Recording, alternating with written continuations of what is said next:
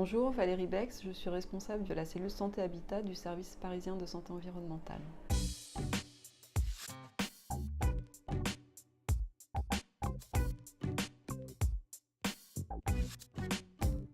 À la ville de Paris, l'action des CMUI s'inscrit dans le plan Paris Santé Environnement qui a été voté il y a 2 ans.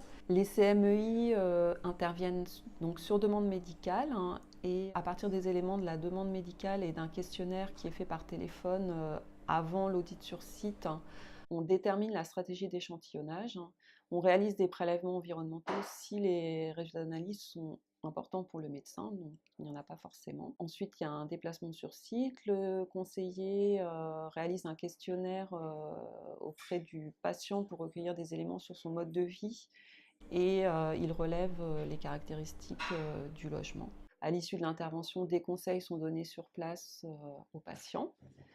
Un rapport est ensuite envoyé au médecin et au patient. Ce rapport reprend les conseils qui ont été donnés pour permettre d'aider le patient à faire une éviction des sources de contaminants qui ont été détectées dans son logement.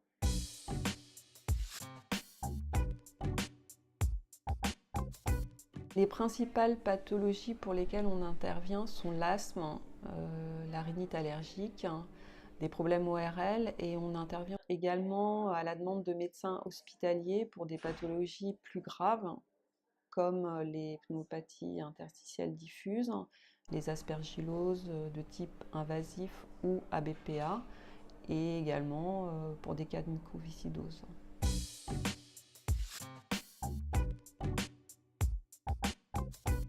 Dans le cadre de l'étude que j'ai présentée, on a montré qu'il existait des liens entre les pneumopathies d'hypersensibilité et certains éléments du domicile, notamment la présence plus importante de plantes, de pigeons à proximité des fenêtres. Ça se traduit effectivement par des conseils d'éviction qui sont donnés aux patients pour éliminer les plantes qui peuvent apporter des allergènes, et la terre peut aussi apporter des moisissures.